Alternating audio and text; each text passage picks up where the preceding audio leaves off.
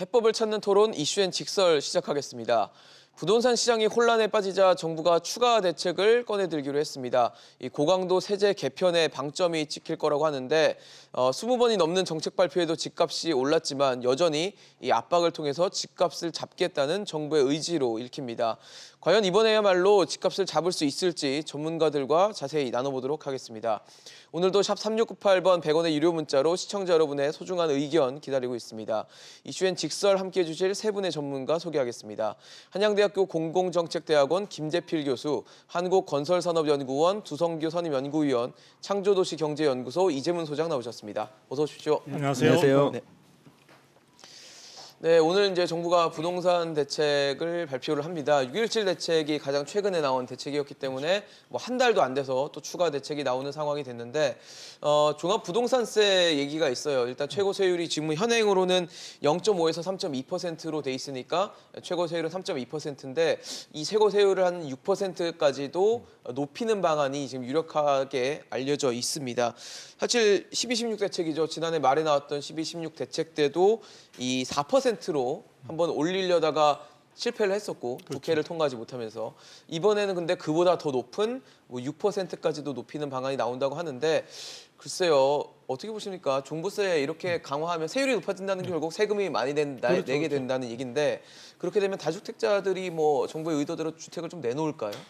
부담은 커지겠죠. 그렇죠. 부담은 커지는데 지금 이제 우리가 항상 이야기할 때 이 문재인 정부의 가장 기본적인 세무와 관련되는 어떤 정부의 정책 기조는 보유세를 높이고 이제 거래세를 낮추어 가지고 전체적으로 이 조세를 강화하는 목적 자체가 시중에 매물이 많이 나오도록 함으로써 사실은 많은 수요자들에게 그 기회의 장을 제공한다 이런 측면이 있는 건데요. 네.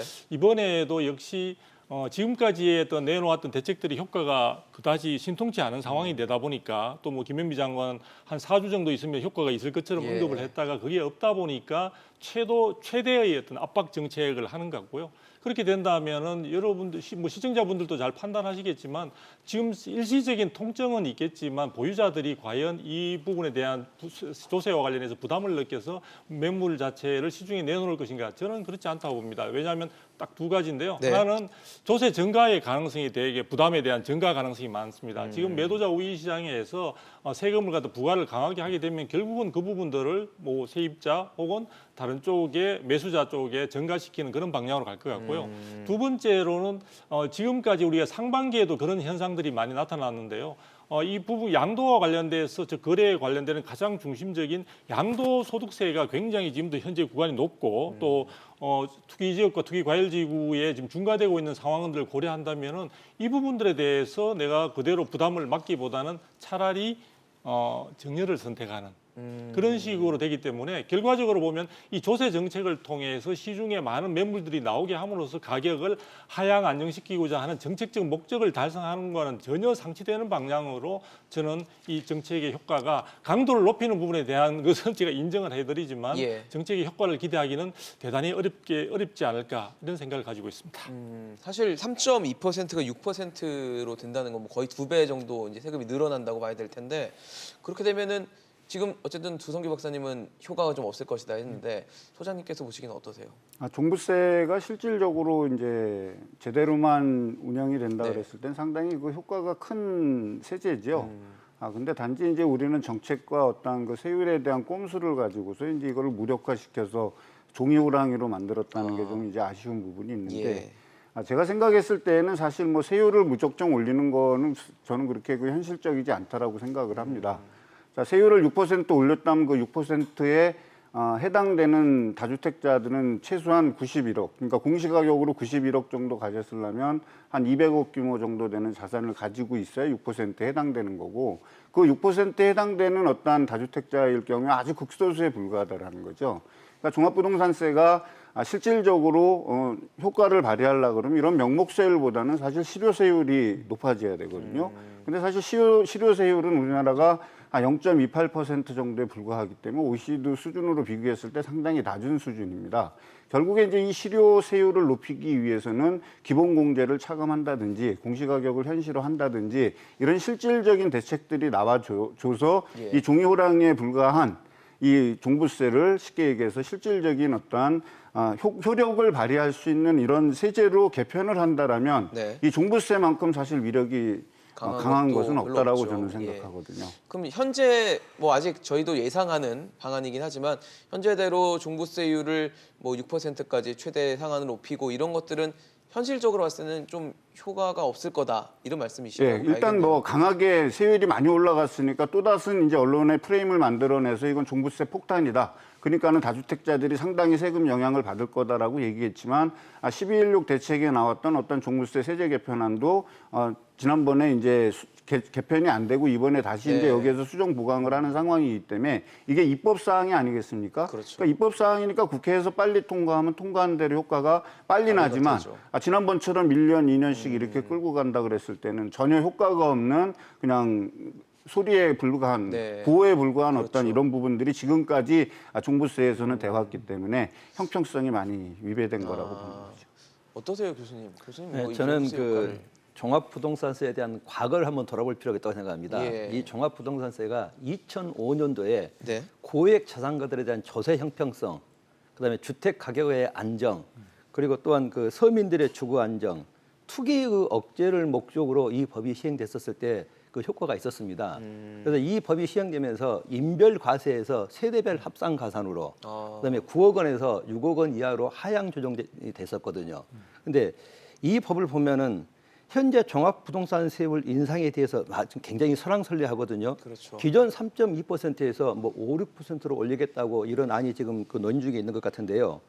만약 6%라고 한다면은 기존보다 2배 이상 인상되기 때문에 이 다주택자와 그다음에 그 이런 그 시장에 미치는 영향은 그 상당히 클 것으로 봅니다. 자, 이렇게 이제 그 보유 과세가 상승하게 되면은 그 외국의 사례를 보면은 두 가지가 있죠. 우리가 그 유통 과세와 보유 과세를 보는데 외국의 사례를 보면은 보유 과세는 우리보다 훨씬 높습니다. 근데 유통 과세는 낮는 게 현실이거든요. 근데 지금 우리는 이 법이 시행되면서 양도소득세, 그러니까 다주택자들의 집을 팔 수 있게끔 테러를 열어줄 것인가, 안 그러면 이대로 일관성 있게 갈 것인가, 여기에 따라서 주택 그 매물이 늘어날 수도 있고, 안 네. 그러면은 방금 우리 그 박사님께서 말씀하셨던 증여로 가서 더 오히려 매물 잠김 현상으로 인해서 오히려 더 부동산 가격이 상승하지 않을까라는 그런 부작용도 우려할 수 있겠습니다. 네. 사실 지금 교수님께서 말씀해 주신 것처럼 양도세 얘기도 있어요. 지금 뭐 최근에 또 국토부에 있는 박선호 차관이 양도세를 낮춰서 다주택자들의 퇴로를 열어줘야 된다라는 주장에는 동의하지 못한다라면서 일단 선을 그었습니다. 그러니까 쉽게는 양도세를 낮추면은 이제 뭐 부담이 좀 덜어지니까 뭐 다주택자들이 집을 내놓을 것이다라는 거를 박선호 차관은 아닐 거라고 얘기를 하는 거거든요. 네. 네. 제가 볼 때는 지금 이제 양도세 관련해서 세제와 관련된 전반적으로 사실은 국토부에서 저런 입장을 표명하는 것 자체가 제가 볼 때는 조금 뭔가 어떤 부처의 업무와는 조금 동떨어진 감이 있지 않느냐. 세제는 기획재정부에서 그렇죠. 담당을 하고 있죠. 기획재정부에서 예. 해야 되는 부분인데요. 그런데 이제 그 부분에 이야기를 하면서 제가 아까도 좀 지적을 했지만 결국은 이 정부의 출범 당시에 가지고 있었던 조세 정책에 대한 기본 기조 자체를 거의 훼손시키는 이야기를 하고 있다는 거죠. 그러니까 보유세를 높이고 거래세를 낮추는 부분들을 갖다가 아예 원칙을 무시하고 지금 보면 시세 차익을 용납 못한다는 표현을 하고 있습니다. 그런데 그 부분은 다시 말하면 이 조세와 관련돼서 부동산 시장에 있어서 정책적인 어떤 목적으로서 조세 부분을 갖다가 조율하고 하겠다는 것이 아니라 정치적인 어떤 부분에서 결국은 부자세의 성격을 갖는 종부세를 통해서 혹은 또 양도세를 통해서 그 상당히 시세 차익 얻은 부분들이 특정인에게 가는 부분 자체를 도저히 용납을 못하겠다 하니까 그러면은 예를 들어 지금 저 주택을 보유하고 있는 입장에서는 다주택자 같은 경우는 저는 기본적으로 다주택자가 왜 도덕적 지탄을 받아야 되는가에 대해서 저는 의문을 가지고 있는 사람인데 어쨌든 다주택자가 지금 주택을 보유하고 있으면 충격이 크지만 그렇다고 해서 판다고 했을 때 지금 서울 같은 경우에는 지금 3주택자 이상이면은 최대 62%의 양도소득세를 네. 부담을 해야 됩니다. 그렇죠. 자 그렇게 하고 나면은 그 남은 짜투리 돈을 가지고 뭘 하겠습니까? 안전자산이나 투자자산으로 기회를 제공할 수 있는 것이 없는 상태에서 지금 어떻게 보면 저는 박선호 차관님이 이야기한 부분들은 상당히 감정적이고 정치적인 성향이 담겨져 있는 부분이기 때문에 이것은 오히려 이번 대책이나 이런 부분과 관련해서도 효과 부분과 관련해서 시중에 굉장히 불신이라든지 신뢰감을 떨어뜨리는 그러한 표현이나 그런 것이 아니었나. 그래서 제가 볼 때는 정책 담당자들은 정치 담당자들인 국회와 달리 네네. 조금 더 언변에 좀 조심을 하셔야 되지 신중할 않나. 필요가 있다. 네. 근데 아까 조성기 박사님 말씀하실 때 부동산 제가 종부세 얘기하실 때 네. 지금 양도세 구간이 상당히 높게 형성이 돼 있다라고 지적을 해주셨는데 네네. 박선호 차관이 양도세를 낮추는 것에 대해서 동의하지 못하고 부정적이라면 반대로 양도세가 더 높아질 수도 있다라는 시그널로도 읽힐 수 있을 것 그렇죠. 같거든요. 지금 그런 부분들이 나오는데요. 사실은 6.17 대책 그 직전이죠. 그렇죠. 6.17 대책에서 우리가 잘 살펴보면요. 그 대책에 가지고 있는 가장 큰 특징 중에 하나가 실거주를 강조를 하고 있습니다. 예. 그래서 지금 보면은 이 과거에는 실소유자를 강조를 했는데요. 그렇죠. 지금은 실거주자를 강조하다 보니까 양도세와 관련해서도 우리 지금 같은 경우는 9억 이하의 경우에 있어서는 2년인가 3년 보유하게 되면은 양도세를 면제받는데요. 2년 보유하면 예, 그렇죠. 그런데 지금 경우에 있어서는 예를 들어 실거주 외에 예를 들어 전세라든지 예. 임대를 일시적이라도 하실 경우에는 그 혜택을 다 없애는 없애는 방향으로 거죠. 나간다는 그렇죠. 거거든요. 자, 그 부분은 앞으로 지금 정부의 정책 방향의 조세와 관련해서도 저는 극단적으로 지금 내달리고 있다. 그래서 사실 현실적으로 우리가 실거주 부분은 여러 가지 지금 직장의 문제라든지 학교 문제라든지 자녀 부모님 복양 문제라든지 등등 해서 실거주가 실제 어려운 경우들이 많이 있고요. 예. 또 30대나 40대 부분의 주택 마련에 있어서 초기부터 그것을 내 집 마련에 충분한 자금을 확보하고 집을 사서 입주할 수 있는 상황에 된 사람은 부모님 찬스를 쓸 수 있는 정도의 특정인을 제외하고는 많지 않습니다. 그래서 벌어서 그 돈을 마련한다는 게 쉽지 않죠. 그렇죠. 그것을 갖다가 예. 시간적으로 좀 당기기 위해서 미리 주택을 마련해 놓고 그것을 전세라든지 대출을 안고 그렇죠. 가는 경우들이 네, 많은데요. 네. 그런 경우에 있어서 모두 다 나중에 그것으로 해서 시세 차익이 발생했을 경우에도 그는 다 국가가 회수하겠다는 거기 때문에 제가 볼 때는 지금 실거주 요건을 갖다 중심으로 해서 양도세와 관련해서도 혜택을 기존 혜택마저 줄이겠다는 식으로 가는 이 부분들은 저는 주택 소유자들을 극단의 상황으로 계속 몰아붙이는 압박 정책의 연장과 뭐 다름 아니다 이렇게 네. 보고 있습니다. 소장님 뭐 지금 어떠세요? 지금 어쨌든 뭐 정책이 나오진 않았지만 박선호 차관의 얘기를 봤을 때는 양도세가 높아질 수도 있겠다라는 생각은 들거든요. 그러니까 이제 우리가 부동산 정책을 이제 규제할 때 예. 이제 정가의 보도처럼 휘둘렀던 네. 게 사실 어떻게 보면 양도소득세잖아요. 그렇죠. 역대 정권들은 이제 경기 부양의 수단으로 주택 경기를 살리려고 노력을 했고 또 그 주택 경기가 과열이 되게 되면 양도세로 그거를 규제하려고 진화하는, 하는 네. 습관들이 지금까지 유지되고 또 그것이 현실적으로 정책 당국자들 입장에서 봤을 때는 가장 효과가 있다라고 보는 거죠. 효과가 있다라고 보는 이 상황 또 주택 경기가 안정되지 않고 지금도 여전히 이제 요동치고 있는 어떤 이런 상황에서 양도소득세의 규제를 일부 완화를 해서 다주택자에게 퇴로를 열어주겠다라는 이 시그널은 쉽게 얘기해서 시장에서 지금 빚내서 집을 더 사라라는 신호로 보여질 수밖에 없기 때문에 정책 당국자 입장에서는 단호하게 얘기할 수밖에 없는 겁니다. 네. 그리고 이제 지금 다주택자들이 왜 비난을 받는가에 대해서 이제 많은 분들이 얘기를 하고 그렇죠. 그 다주택자들을 범죄자 취급하는 거에 대해서 되게 이제 불편해 하시잖아요. 있죠. 근데 제가 봤을 땐 그거를 범죄자 취급을 하거나 이런 거를 불편해 하는 게 아니라 자유경제국가에서는 내가 집을 여러 채 가질 수 있는 겁니다. 근데 그 집을 여러 채 가지고 있을 때 그 자본의 성향이 내 자본이 많을 때와 타인 자본이 많을 때는 구별을 좀 해야 되겠는 거죠. 경기 상황이 좋다 그래서 끝없이 대출을 일으켜서 집을 여러 채를 사고 그것이 다주택자들이 계속 집을 보유했을 때 만약에 주택 가격이 어느 정도 하락하게 된다는 어떤 국면 전환이 생겼을 때는 한국 경제의 치명상이 될 수 있는 가계 부채의 어떤 부실화가 될 수도 있고 이런 파급 효과가 있기 때문에 정부는 당연히 집값이 올라가게 되면 규제를 하는 거죠. 규제를 하는데 사실 우리나라는 이 규제에 대한 수단이 별로 없는 겁니다. 별로 없고 또한 보유세, 주택을 보유함으로 인해서 내가 내야 되는 세금이 많다라고 생각하고 그 세금을 내는 부분이 내가 생각하는 기대이익보다 기대이익과 비등해질 때에는 내가 집을 투자해 갖고 남는 이익이 없기 때문에 투자를 자제하는 성향이 있거든요. 근데 지금 우리는 그런 장치들이 만들어져 있지 않다는 거죠. 그러니까 5천만 원짜리 월급을 받는 월급 급여자가 네. 내는 세금은 아주 투명합니다. 유리알처럼 그렇죠. 분명하죠. 몇백만 원씩 세금을 1년에 부담하잖아요. 근데 부동산을 투자해가지고 수십억을 버는 사람은 제로 내지는 아니면 세테크라는 명목으로 인해서 계속 끊임없이 우회적인 방법을 사용해서 하고 있는 게 절세를 지금 우리 현실이잖아요. 그러니까 정책의 어떤 이상과 목표도 중요하지만 우리가 현실적인 상황을 외면할 수 없기 때문에 그 현실적인 상황에서 가장 파급력이 있고 위력을 발휘할 수 있는 부분이 바로 이제 양도세 부분이기 때문에 양도세를 조여지는 거죠. 만약에 보유세가 제대로 정착이 된다면 양도세, 거래 부분에 대해서는 일정 부분 숨통을 트여줄 거는 당연하다라고 생각하는데 현재로서는 그게 시기상조가 아니라는 데 좀 문제가 있는 거 아닌가 생각합니다. 저는 여기서 한마디만 좀 말씀드리는 네네네. 게 사실은 지금 말씀하시다 보니까 은근 중에 그 은연 은연 중에 다주택자가 여러 가지 우회하는 방법을 통해서 수익을 남기는 어떤 편법이나 불법이나 뭐 위법적인 그런 요소가 있을 것처럼 뉘앙스를 말씀하시는 거는 저는 표현은 그건 수정돼야 된다고 아니 생각합니다. 위법적인 거는 제가 얘기를 안 하고 그냥 편법이 많죠. 왜냐하면 부산에 사는 분이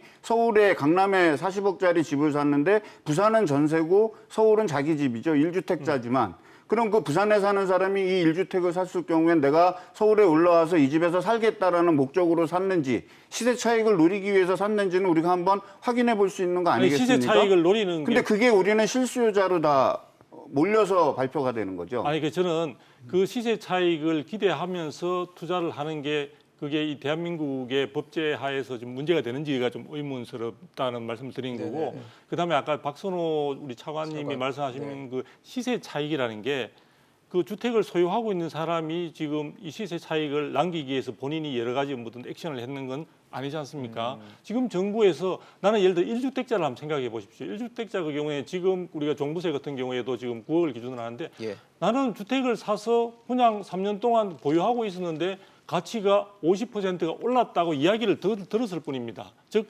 충분한 미래의 기대 수익 부분들이 아직 현실화되지도 않은 상황에서 이번에 이 세제 부분들은 결론적으로 가게 되면은 가만히 나는 있었을 뿐이고 나는 그냥 주택에 살고 있는 경우에도 굉장히 과세 부분이 과중하게 되는 부분이 있기 때문에 제가 볼 때 다주택자에 대해서 그걸 갖다가 실거주 목적이냐 아니면 투자 목적이냐 그 부분을 정부가 나서서 이것을 갖다가 투자 목적은 굉장히 나쁜 것처럼 가름질하는 것은 저는 잘못됐다고 생각합니다. 그러니까 명확히 말씀을 좀 드리자면 어쨌든 양도세라는 게 시세 차익에 이제 의거해서 거기에서 이제 세금을 부과하는 거고 시세 차익을 갖고 이제 부과를 했을 때 다주택자들은 다 불법이다 이렇게 규정하는 건 절대 아니고요. 네. 일부 다주택자들 중에 투기 세력이 있다고 정부가 보고 있기 때문에 그것에 대한 규제를 지금까지 계속 해왔다라고 정리를 할 수 있을 것 같은데요. 사실 앞서서 또 교수님 말씀해 주셨었나요? 그 증여 얘기도 나왔어요. 사실 그러니까 사람들이 양도를 할 것인가를 고민을 했을 때 최근 들어서 증여하는 건수가 굉장히 많이 늘어났다고 합니다. 특히 올 들어 5월 달까지 한국감정원의 조사 결과를 좀 보니까요. 지금 저희 표에 나오는 것처럼 5월 달까지 서울 아파트 같은 경우는 증여 건수가 거의 7천 건에 육박하는 상황인데, 그러니까 지난해 같은 기간과 비교를 하면은 거의 50% 정도 늘어난 상황이고, 강남구 특히 고가 아파트들이 좀 많은 이 강남구 같은 경우는 올해 들어서 5월 달까지 한 1.75배 정도를 상승한 상황입니다. 그 얘기는 양도를 해주는 것보다 다주택자들이 판단을 했을 때 아들이나 누군가에게 증여를 하는 게 더 낫다고 판단을 했기 때문에 이런 현상이 나타난다는 생각이 들거든요. 예, 지금 그 증여와 양도의 문제인데요. 사실 지금 그 양도세 같은 경우에는 내가 차익을 남긴 양도 차익에 대해서만 세금을 납부하기 때문에 오히려 양도세보다는 양도세가 증여보다는 유리합니다. 네네. 지금 보면 증여세가 양도세보다 많다는 얘기예요. 그런데 증여가 더 낫다고 판단을 한 거잖아요. 예, 그런데 이제 아니죠. 양도가 낫다는 얘기죠. 근데 이제 세금 과세 구간을 보면은 네네. 1주택자들은 유리하지만은 다주택자 같은 경우라든지 그다음에 일정 금액을 이상이 되면은 20%가 추가가 되거든요. 그렇죠. 그런 부분에 대해서는 증여가 낫다는 얘기죠. 그래서 지금 보면 우리가 양도소득세를 감면해서 태도를 열어준다. 저는 이건 절대 반대합니다. 왜냐하면은 저 역시 그 박선호 그 차관 같은 경우에 일괄성 있는 그런 원칙을 저는 중요시하는데요. 우리가 지난 그 6월 30일을 보자고요. 그때까지 다주택자들이 주택을 매각하면은 양도세 감면해 줬었어요. 양도세 감면에 양도세 그런데 중과를 감면해 줬죠. 중대를 감면해 줬으니까 그게 매물이 많이 나오지 않았잖아요. 그렇죠. 그래서 저는 양도세를 감면해서 테러를 열어주면은 또 이런 현상이 반복될 수밖에 없습니다. 네, 그래서 저는 일괄성 있는 정책은 굉장히 유지한 걸 찬성을 하고요. 그다음에 이제 지금 보면은 앞으로 이렇게 양도세가 높아졌는데 이것을 딜레마에 지금 완화할 것인가 이대로 갈 것인가. 근데 이대로 간다면은 저 만약에 저 입장이라면은 증여로 많이 갈 것 같습니다. 매각보다는. 그래서 이제 증여로 가게 되면은 조금 더 얘기했듯이 만약에 매각을 하지 않고 증여로 가겠다라고 한다면은 더 매물은 부족해질 것이고 이런 것들이 더 부동산 매매 시장에 더 악영향을 미칠 것이 저는 가격 우려되고 상승이나. 있습니다. 그렇게 시장 경제에서 뭐 증여를 한다 아니면 자기의 재산을 가지고 하는 거를 사실은 막을 수는 없잖아요. 그럼요. 네. 근데 이제 그 증여를 이제 주로 이제 생각한다면 가족이 받거나 부부한테 이제 증여하거나 이제 이 정도의 수준인데 그 증여한 그 주택에 대한 실거주 요건을 강화시킨다라고 얘기하면 어느 정도 저는 그 부분은 상쇄될 수 있을 거라고 실거주 보여지거든요. 요건을 달아내면. 예, 현재 우리가 지금 제일 안 돼 있는 부분이 바로 실거주 요건이거든요. 그러니까 영국 같은 경우는 집을 처음부터 사서 팔 때까지 거기에서 거주해야만이 비과세 그렇게 혜택을 말씀하셨었죠. 받습니다. 예. 근데 그렇게 된다면 우리는 이제 뭐 고작 2년 내지는 뭐 3년 이 정도의 실거주 요건을 2년 채우고 이게 사실 어떻게 보면 투기를 조장하는 거거든요. 그렇다면 이 실거주 요건을 증여받은 주택, 특히 이제 규제 지역 내에서 증여받은 주택에 대해서는 증여받았을 때부터 팔 때까지 실거주를 해라라고 얘기했을 때에는 쉽게 얘기해서 우리가 얘기하는 꼼수를 발휘하기에 한계가 있다라고 저는 보이지고 그런 규제 장치가 없기 때문에 네네. 지금 증여세 내고 내가 이렇게 하겠다 파는 것보다 어쨌든 세금을 덜 내니까 어떤 절세 방향으로 지금 움직여지는데 그런 거를 좀 원천 차단할 수 있는 어떤 그런 기법이 좀 도입돼야 될 때가 아닌가 이렇게 생각을 합니다. 아니 주택을 보유하면서 거기에 살든 안 살든 그거는 개인의 사정이지 대한민국에서 거주 이전의 자유도 있고 선택의 문제를 왜 정부가 꼭 너희가 실거주하는지 여부를 갖다가 뭐 여러 가지 방법을 통해서 조사를 하고 확인을 하고 그에 대해서 또 페널티를 주겠다 이런 부분들은 좀 문제가 있는 것 같고요. 자꾸 영국 이야기를 하시는데 영국 같은 경우에는 실제 재산세와 관련해서 재산세에서 실거주자에게 모든 재산세를 다 부과시킵니다. 그 말은 뭐냐면은 소유자가 아니더라도 예를 들어 세입자가 거주를 하고 있으면은 그 실제 세입자가 재산세를 부담합니다. 그러니까 지금 말씀하신 카운슬세를 얘기하시는 예, 건데요. 그렇죠. 그 카운슬세는 임차인이 재산세를 냅니다. 그 부담하는 건 있는데 그 재산세는 그래서 그 부분을 제가 아주 낮은 세율이잖아요. 제가 왜 그 이야기를 말씀을 드리냐면요. 지금 종부세 이야기가 나오다 보니까 종부세에 대한 어떤 강도를 높이는 걸 자연스럽게 생각을 하시는 분들이 많은데 종부세는 예를 들어 소득 기본적인 공제 하한이나 이런 걸 없앤다든지 줄인다든지 하게 되면 사실상 이중과세의 우려도 있는 데다가 지금 재산세는 기본적으로 지방세입니다. 네네. 이 종부세는 많이 비슷하게 재산세하고 그다음에 공제 갑자기 합치면은 그 부분은 공제해주고 하지만 이 부분은 기본적으로 종부세는 국세입니다. 네네. 그래 그런 측면에서 사실은 재산세 같은 경우는 실제 거주하는 사람이 해당되는 지역의 여러 가지 어떤 기반 시설을 활용한다든지 그 지방의 어떤 서비스를 많이 제공받기 때문에 그에 대해서 세금을 부담하는 것은 당연하다고 생각해서 영국에서 그렇게 하는 것 같은데요. 예. 자 문제는 지금 종부세 같은 경우에는 본래 조세 성격 자체가 그냥 저는 부자세라고 이름을 바꿨으면 좋겠습니다. 사실 그렇게 하고 싶을 건데도 불구하고 종합부동산세라는 이름의 이상한 미명을 만들어서 기본적으로 재산세 같은 경우에는 지방자치제가 세수를 다 거두는 상황에서 네. 이 중앙정부가 뭔가 세수를 확보하기 위한 수단으로 저는 활용하고 있는 것이 아닌가. 그래서 이번에 세제 부분과 관련해서 부동산 안정이라는 여러 가지 이야기를 내걸고 있지만요. 저는 그렇게 생각합니다. 여러 가지 상황들을 고려할 때 지금 정부가 많은 세수 부분에 대한 부족을 우려하는 상황에서 그렇죠. 명분을 부동산이 제일 만만하고 부동산은 그에 대한 저항이나 이런 부분들이 상대적으로 약하다는 것을 빌미로 해서 저는 여기에다가 세수를 확보하기 위한 하나의 수단으로 지금 많은 언급을 하고 있는 것이 아니냐. 왜냐하면 논리적인 그런 근거도 충분치 않은 가운데 굉장히 이상한 용어들이나 이런 것들을 동원해서 지금 국내 조세학자들도 지금의 어떤 이 종부세의 일방적인 상향 조정이나 이런 부분들이 그다음에 양도세나 거래세까지 해서 모든 세금을 다 올리는 이런 부분과 관련해서 이게 조세 정책의 바람직한 방향성인가에 대한 의문을 제기하고 있거든요. 네네. 그래서 저는 이참에 오히려 우리가 좀 내년에 지금 여러 가지 경기 침체 등으로 해서 세수가 많이 부족하니까 이런 등등으로 해서 세수를 많이 거두겠습니다. 좀 집이 많으신 분, 재산이 많으신 분들은 좀 이런 데 기여해 주십시오 하면서 국민들에게 설득하고 호소하는 것이 이 정책의 효과를 발휘하는데 저는 오히려 충분한 기대가 있을 수 있다고 생각합니다. 제가 생각할 땐 종부세를 너무 이제 좀 이렇게 왜곡하시는 거 아닌가 이렇게 저는 생각하거든요. 종부세의 어떤 도입 취지는 어떠한 그 재산세에 대한 재산세는 누진세가 아니지 않습니까? 예. 부가 늘어나면 늘어날수록 거기에 정당한 세금을 부과할 수 있는 기준이 없기 때문에 보충적으로 입법이 된 거죠. 또 애초에 도입 목적은 부동산이 과열된 거를 억제시키기 위한 정책적 수단으로 시장 도입이 돼서 안정책으로. 이제 종부세가 상당히 왜곡된 부분이 있고 현재 15년째 가까이 지금 오고 있지만 아직 세팅이 안 돼 있는 어떤 그런 상태잖아요. 결국에 종부세라는 기준은 뭐 부동산 부유세 맞습니다. 부동산을 많이 가지고 있는 분들이 당연히 내야 되는 많은 세금이죠. 세금을. 왜? 네. 그것으로 인해서 많은 이득을 봤다라면 거기에 걸맞는 세금을 내야 되는 게 우리 세제 기준으로 봤을 땐 소득세 아니겠습니까? 많이 번 사람들이 많이 버는데 실질적으로 작년엔가 종부세가 거친 돈은 4조 원 미만으로 제가 알고 있습니다.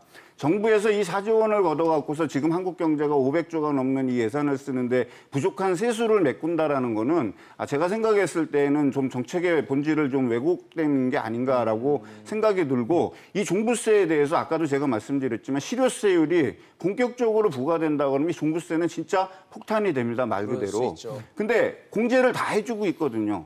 그러니까 이번에 법인에 보면 법인 기본공제가 6억이었지 않습니까? 6억인데 그 6억을 없애버렸습니다. 기본공제 안 해주겠다.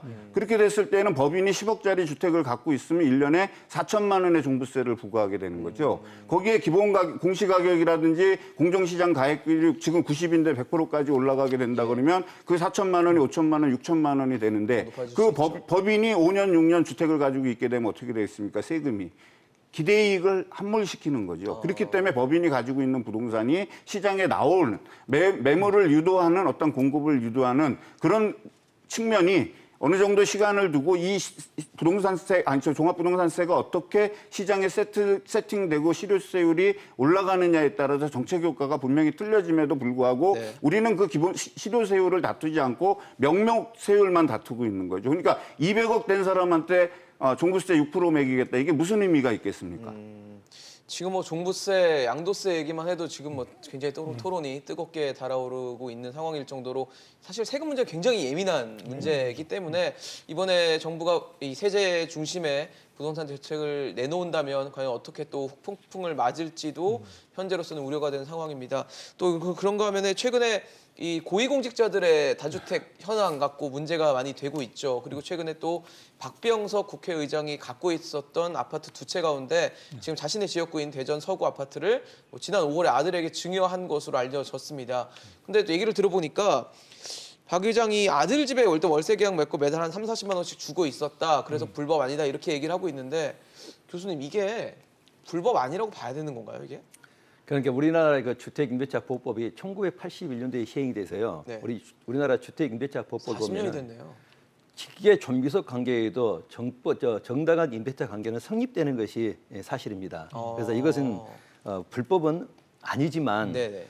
이렇게 그 우리나라의 그 지도층 인사들이 이런 얘기가 생기니까는 더 2030 세대들의 불만이 팽배해지죠. 뭐 금수저다, 또는 그렇죠. 아파 찬스다 이런 그 불만들이 그 굉장히 팽배해지면서 심한 불안감을 느낄 수도 있습니다. 그렇죠. 자, 불법이라고 단정 지을 수 없지만은 우리나라 그 임대차 법을 보면 3조 1항을 보면은 임차인으로서의 요건을 갖춰야 되는데요. 항상 임대차는 내 앞으로 등기를 해야만 법적으로 보호를 받을 수 있지만 등기를 해주지 않기 때문에 그 요건을 갖춰야 됩니다. 첫째적인 요건이 유상, 돈을 주고 살아야 됩니다. 네네네.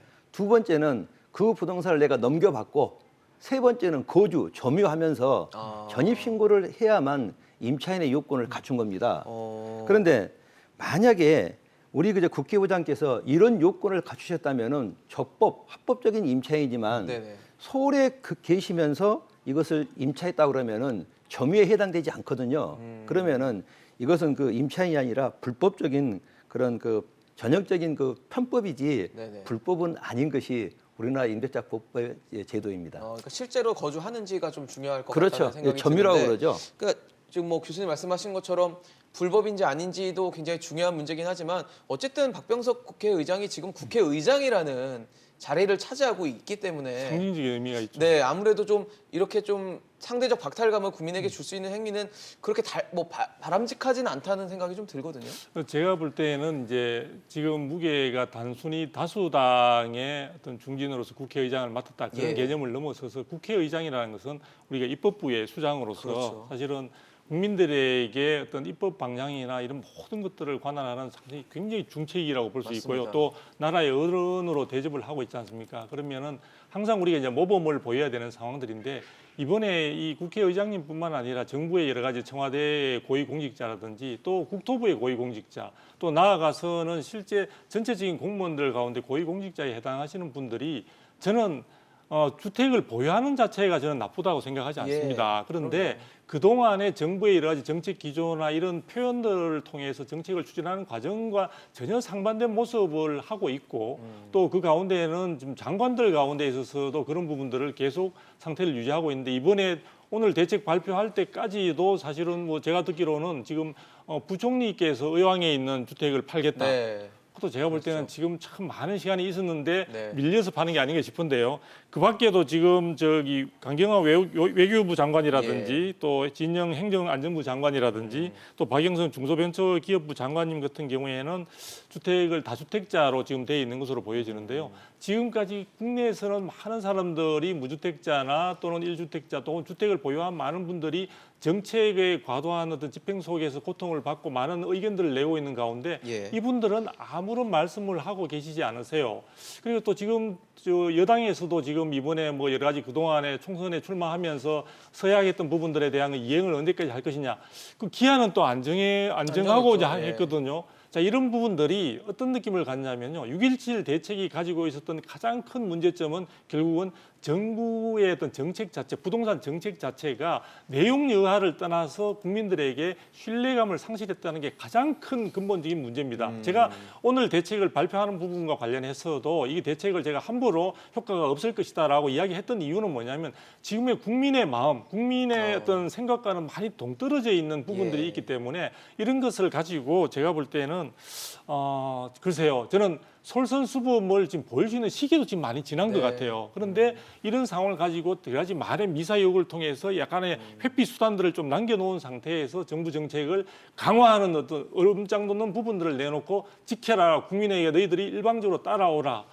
이거는 국민에 대한 제가 볼 때는 예의가 아닌 것 같습니다. 사실 국민들이 굉장히 이번 대책 6.17 대책까지 해서 굉장히 많은 실망감을 갖고 신뢰도가 많이 떨어졌다는 거는 보여지고 있는 것 같아요. 여러 가지 상황과 현상, 발언들로 나오고 있는데 그래서 정부가 이제 실수요자들이 너무 이제 실수요자들을 위한 정책을 내놨다고 하는데 정작 실수요자들은 못 느끼는 정말 뭐 한 주택 아니 무주택 갖고 있는 분들은 느끼지 못하는 그런 정책들이 나오다 보니까 이번에 뭐 생애 최초로 집을 구매하는 뭐 청년이나 신혼부부를 위해서 취득세를 감면하는 방안도 내놓을 것이다라는 예상이 나오는데 소장님 어떠세요? 만약에 취득세를 감면한다, 좋죠. 취득세를 안 내면 부담이 덜어지는 건 맞는데 대출 다 막아놓고 취득세 뭐 안 내라고 그러면은 뭐 집을 살 수 있는 건가요?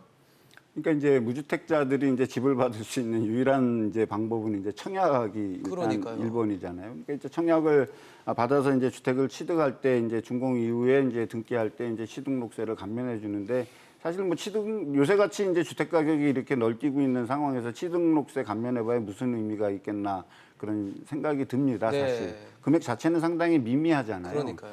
근데 이제 이런 부분들이 이제 어느 신혼부부라든지 청년이라든지 이제 생애 최초 특공이라든지 이제 이런 공급에 할 때 이제 예. 이런 부분이 있다라면 저는 솔직하게 50% 감면해 줄 바에는 그냥 제로로 하는 게 더 낫지 않나 이렇게 생각을 합니다. 그러니까 이런 보여주기 생색내기의 어떤 정책 쇼보다 실질적으로 무주택자나 실수요자들이 느낄 수 있는 그렇죠. 그리고 그 사람들이 접근 가능할 수 있는 제도적 장치를 열어놔야 되는데 우리는 정책을 발표할 때 1주택자 조단 무주택자, 그 다음에 여기에 뭐 전세, 무슨 뭐 해갖고 아마 수십 가지 종류가 나오기 때문에 저희들도 지금 이해를 못하고 맞습니다. 있거든요. 너무 복잡하고 많죠. 그렇다면 정책을 발표할 때 다주택자들 부분하고 실수요자들 부분을 확실하게 구분해서 실수요자는 이렇습니다. 무주택자는 이렇습니다. 그 다음에 다주택자는 이렇게 할 겁니다라는 거를 좀 더 명확하게 구분해 줬으면 좋겠는데 한번 정책이 발표할 때마다 30페이지, 40페이지, 많게는 60, 70페이지 나오는데 거기를 다 뭉텅그려 놨기 때문에 비전문가들이 봤을 때는 정책에 이해가 대한 안 가죠. 오해도 많고 맞습니다. 그다음에 그걸 자체를 이해를 못하기 때문에 또 시기를 놓칠 수도 있는 그런 부분들도 저는 있다라는 거죠. 이제 최근에 이제 어떤 문제가 생겼냐면 자, 조정 대상 지역으로 들어오면은 분양권이 주택수에 들어가지 않습니까? 근데 최근에 주택 가격은 규제 지역에서 비규제 지역으로 가면서 풍선 효과가 나왔잖아요. 그 풍선 효과를 일으킨 지역은 비규제 지역이기 때문에 분양권 전매가 자유로울 수 있었다는 거죠. 어느 한 분이 분양권을 서너 장을 사놓은 거죠. 예. 사놨는데 조정 대상 지역으로 빵 때리니까 어떻게 됐습니까? 대출이 다 막혀버린 거죠. 네. 그분이 실수요자로 둔갑한 거예요. 제가 잠깐 좀 저 말씀드리면 잠깐 저기 소식 들어온 네네네. 것만 좀 전달을 좀 해드리고요. 일단은 저희가 지금 뭐 계속 우려했던 부분처럼 홍남기 경제부총리 발언으로 나왔는데 일단 종합부동산세 중과세율을 높이는 방향으로 가는 것 같고 그리고 또 지금 저희가 막 얘기하고 있는 청년층이 그럼 대출 어떻게 받아라고 얘기를 했는데 일단 청년층 포함해서 뭐 전월세 대출 쪽은 좀 강화하는 쪽으로 해줄 수 있는 쪽으로 하겠다라고 발언을 했습니다. 아직 뭐 구체적인 내용이 나온 건 아니기 때문에 과연 어느 정도 수준으로 제공을 할지 어떻게 혜택을 뭐 세제를 강화할지는 아직 알 수 없지만 분명히 방향성 정도는 나온 것 같아요. 근데 분명히 지금 뭐 우승현 박사님 말씀하시려고 했던 것처럼 취득세와 대출이 막힌 상황에서 취득세를 감면한다는 게 뭐 그렇게 그러니까 제가 좀 효과가 보충 있을까요? 설명을 드리면 저는 뭐 이 소장님 생각하고 비슷한데 예. 취득세를 이번에 낮춰준다고 했는데 그 폭은 미미합니다. 1%에서 최대 우리 4%까지 네. 사이에 있는데 사실 무주택자들이 취득세 무서워서 집 못 사는 거 그렇죠. 아니죠? 그건 아니죠. 취득세 같은 게 예를 들어 뭐 5억 같으면은 지금 500만 원 정도 뭐 이런 정도밖에 안 되니까 그게 천 의미는 없는데 이걸 굳이 이번에 이 대책 속에 끼워 넣는다면은 예. 그것은 아까 제가 말씀드린 정책의 기본적인 본래 의도했던 보유세를 높이고 거래세를 낮춰야 되는데 거래세 부분에서 정부는 필요에 따라 양도소득세를 소득세로 분류하기도 하고 거래세의 일종으로 분류하기도 합니다. 그러다 보니까 남은 부분이 거래세에서는 취득세밖에 없어요. 그래서 우리가 등록세까지 포함된 이 취득세를 낮춰주는 생색내기 그러니까 이제 거래세 부분을 상당히 낮췄다. 보유세를 우리가 이 종부세 포함해서 올리는데 거래세를 낮췄다는 부분에 대한 내용들을 이야기하기 위해서 저는 거의 덜러리 세운 것 같고요. 중요한 것은 저는 오히려 이 취득세 부분에 대한 감면이나 뭐 줄이는 게 중요한 게 아니라 지금 지적하신 대로 예. 저는 대출 부분 제가 이번에 지금 대출과 관련해서 조금 내용을 살펴봤는데요. 정말 지금 무주택자가 특히 뭐 저기 사회초년생이나 청년들이나 그다음에 신혼부부들이나 이런 분들이 주택을 마련하는 부분들은요.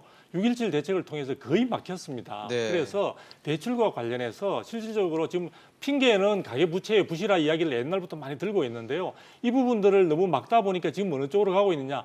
오히려 신용대출 쪽으로 지금 몰려가고 있습니다. 자, 그렇죠. 그 부분은 무슨 주택대출을 못 그렇죠. 받으니까. 그 부분은 나라 살림 전체를 보더라도요. 신용대출이라는 것은 대단히 부실화될 수 있는 가능성이 많고 위험합니다. 그런데 주택담보대출은요. 경우에 따라서는 담보물이 지금 주택이라는 게 확실하게 있기 때문에 우리나라처럼 비율을 이렇게 떨어뜨려 놓은 상태에서 부실화 가능성은 사실 거의 없습니다. 지금처럼 주택가격이 계속 올라가고 있는 상태에서 언젠가 이게 너무 심화되면 부실화가 버블 가능성이 있겠지만 예. 현재 상황에서는 이렇게 해서 주담대나 다른 LTV나 뭐 이런 것들을 막아놓다 보니까 지금 신용대출 쪽으로 옮겨가고 2금융권, 3금융권으로 옮겨가는 이런 상황들은 결국은 이 신혼부부나 이제 청년들에게 또 사회초년생들에게 좌절감과 무력감밖에 안 남겨주거든요. 그래서 이번에 홍 부총리께서 그런 언급을 하셨다면 이 부분들에 대해서 정말 체감할 수 있는 대출 부분에 대한 획기적인 그런 부분들을 통해서 전체적으로 저는 이 내 집 마련 꿈을 위한 대출 부분은 상당히 폭을 조금 과감하게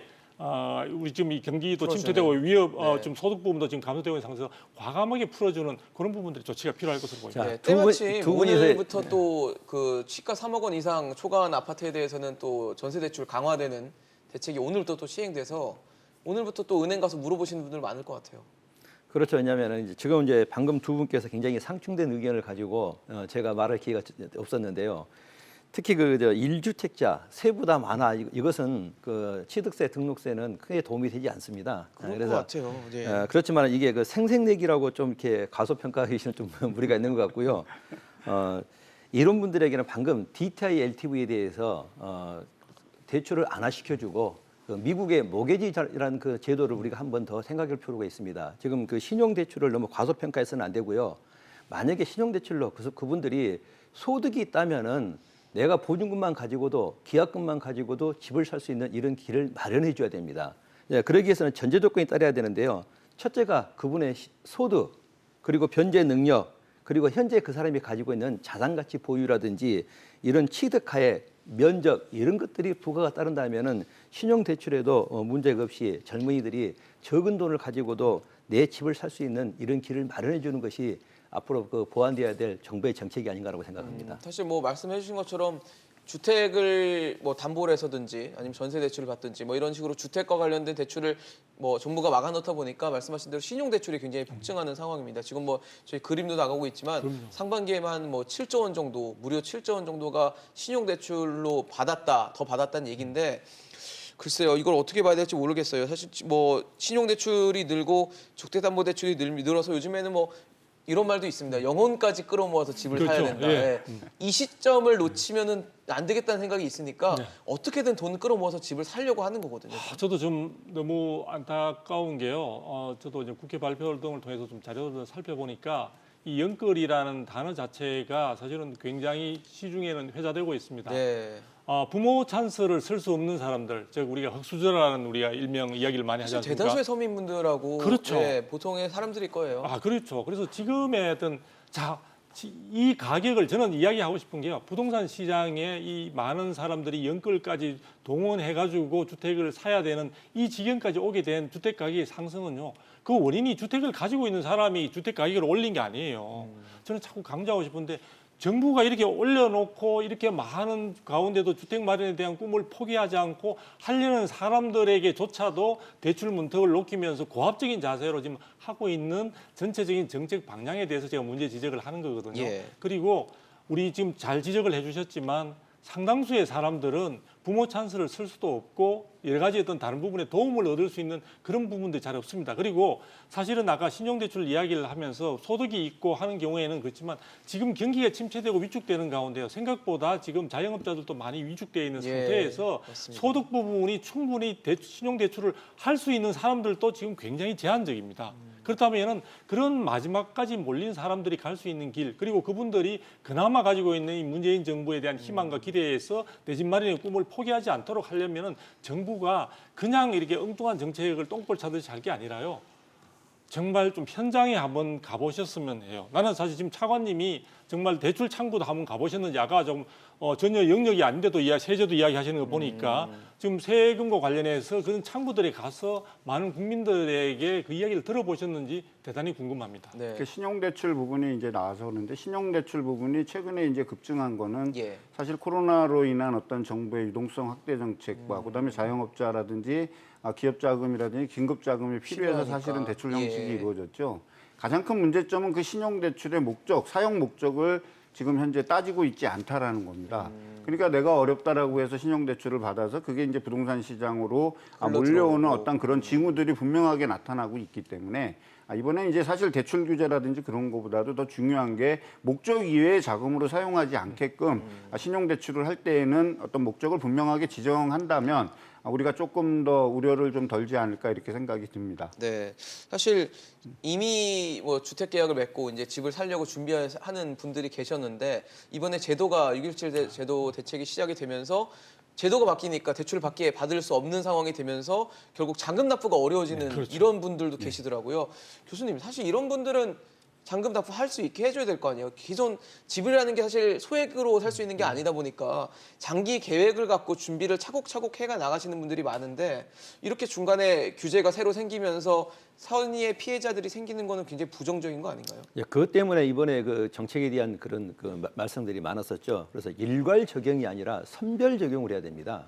자, 이번 정부가 부동산에 대한 가장 큰 그 목적이 뭐냐면은 핀셋 규제였죠. 예. 필요한 지역이 많은 정책을 반영하겠다 그러는데 이 제도 역시 핀셋 그러니까 필요한 사람에게는 대출을 해주고 선의의 피해자가 없게끔 그런 테러를 열어줘야 되는데 일괄 적용으로 하다 보니까는 모두가 다 피해자가 되고 모두가 다 선의의 이익자가 될 수 있는 이런 그 뭔가 조금 미흡한 제도가 일괄적으로 적용했기 때문에 이런 현상이 발생했었습니다. 네. 그래서 지금 보면은 부동산 그 대출 중에서 우리가 DTI, LTV 익히 들어서 알고 있습니다. 예. 근데 DSR이라는 그런 제도가 있습니다. 그렇죠. 즉 총부채 원리금 상환 비율이라 그래가지고 내가 주택담보대출, 신용대출 모든 것을 합치는 평가하고 거죠. 예. 그다음에 소득을 평가해서 정말 변제 능력이라든지 이렇게 앞으로 대출 규제는 바뀔 거로 생각을 하고요. 네. 이미 청약을 해놨던 사람들이라든지 이런 사람들에게는 소급 적용이 되지 않게끔 이런 그 제도적인 그 마련이 필요하고 네. 그리고 또 그분들에게는 더 많은 대출과 더 그 많은 금리 혜택이 필요한 것이지 이런 그 뭐 취득세 취득세 50% 감면 이것은 거의 효과가 저는 없다고 생각을 합니다. 저 두 분한테 제가 다른 거 알아본 좀 조금 여쭤보려고 하는데 지금 시간이 별로 없어가지고요. 사실 지금 민주당에서는 임대차 3법 입법 추진하고 있어요. 지난번에 실패를 했기 때문에 이번에는 꼭 통과를 시키겠다라는 의지를 보이고 있는데 소장님 보시기에는 사실 임대차 3법이 통과가 되면은 기존에 왜 임대주택 등록제가 있었잖아요. 이게 좀 유명무실해질 수 있다라는 얘기가 있는데 임대주택 등록제가 사실 2017년에 그 파리 대책 때 도입이 돼서 이후에 2018년 9.13 대책 때는부터는 좀 축소되기 시작하면서 굉장히 혼동을 많이 겪었거든요. 근데 이게 이렇게 아예 만약에 유명무실해지면 또 다른 또 폭풍이 오는 거 아니에요? 또 다른 이제 폭풍이 오겠죠. 이제 임대주택 사업자의 등록은 이제 이전 정부에서 시작이 돼서 이제 그렇죠. 저기 문재인 정부에서 이걸 주도적으로 했고 그것 때문에 이제 과도한 세제 혜택을 줬다, 그렇죠. 특혜를 줬다 이것 때문에 이제 또 말이 많았어요, 집값 그때도. 대란이 일어났다 이제 네. 이런 부분이 있는데 지금 이제 의원들이 21대 국회의원들이 이제 서둘러서 지금 의원 입법으로 처리하려고 하는 게 그러니까요. 임대주택 3법이잖아요. 네. 임대주택 3법을 이제 하게 되면은 모든 임대인들이 여기에 적용을 받기 때문에 굳이 내가 임대사업자로 등록했다 하더라도 예. 일부 과세 혜택 기왕에 이제 만들어진 거니까는요. 그 과세 혜택이라든지 그런 부분을 빼놓는다라면 뭐 사실 똑같아진다라고 봐야 되겠죠. 자, 제가 먼저 그래서 한번 얘기를 해보겠습니다. 네. 자, 임대주택 그 등록 사업자가 지금 51만 1,000명이라고 그럽니다. 거기에 지금 약 그 156만 9천 채가 임대사업 등록이 돼 있는데요. 지금 이분들이 보면은 무슨 협회를 만들겠다, 단체를 만들겠다 이렇게 하면 또 하나의 이런 단체 행동이 일어설 수가 있거든요. 그런데 지금 그것은 앞으로는 유명무실해지지만은 아직까지 그 종합 그 부동산세 합산 배제라든지 양도소득세 그 감면에 대해서는 거기에 아직도 구별은 돼 있습니다. 그래서 완전히 유명무실해진 것은 아니고요. 네네. 예, 나오는 또 걸 좀 봐야 될 것 같아요. 그 예, 문제는. 임대차 3법 이것이 지금 문제가 되고 있는데요. 현재 이것은 시행될 것이 기정사실화됐습니다. 그런데 우리가 이것을 가장 우려하는 것이 그 폭등할 수 있는 전세 가격을 우려하는데요. 우리나라 임대차 보법이 생기고 나서 1년 단위에서 2년으로 기간을 연장했던 것이 1989년도입니다. 이때 통계를 보니까는 약 한 24%의 임대료가 급등했던 것은 사실입니다. 그런데 이 제도는 이미 그 우리들보다 선진국에서 시행했던 제도로서 약간 검증됐다고 할 수는 있겠는데요. 특히 그 독일이나 프랑스, 영국, 일본 등에서는 이 제도를 시행한 이후에 많은 그런 효과가 있었었고 저희 역시 이게 큰 효과는 아니지만은 임차인 권리 강화에는 많은 도움이 나름 되리라고 긍정적인 저는, 효과도 있을 수 긍정적인 있다는 얘기를 평가를 하고 해주시군요. 있습니다. 네, 짧게 좀 예, 부탁드리겠습니다. 제가 볼 때는 뭐 그 반대의 상당히 부정적인 효과가만 있다는 이야기들도 많이 네, 있습니다. 너무 왔다 갔다 하니까 예, 이제. 예, 그렇죠. 예. 근데 결론적으로 하나 제가 말씀을 드리면요, 뭐 이 법이 통과되면 정부가 저 임대차 시장을 통제를 할 수 있을 겁니다. 그런데 중요한 것은 실제 이것으로 인해서 우리나라의 특유한 어떤 전세 제도가 굉장히 줄어들 가능성이 그럴 수 많고요. 있죠. 예. 또 임대 소득이 올해부터는 본격적으로 특히 월세 중심으로 해서 과세가 되고 있지 않습니까? 그러면은 좀 초저금리 하에서 결과적으로 많은 사람들이 임대차의 규제를 받으면 굳이 전세로 있는 것보다는 월세로 많이 전환될 거고 전체적인 임대차 시장이 월세로 전환될 때 많은 세입자들의 주거 비용과 관련해서는 상당히 부담이 커지는 그런 쪽의 부작용도 충분히 고려해서 제도 개선을 해야 될 것 같습니다. 네, 정부가 대책을 내놓을 것을 갖고 또 후폭풍과 우려가 예상되는 상황인데 어떤 내용이 나올지 자세히 좀 지켜보도록 하겠습니다. 오늘 김재필 교수, 두성규 선임연구위원, 이재문 소장과 함께했습니다. 말씀 감사합니다. 감사합니다. 지금까지 시청해주신 여러분 고맙습니다. 다음에 더욱더 알찬 내용 갖고 찾아뵙도록 하겠습니다. 고맙습니다.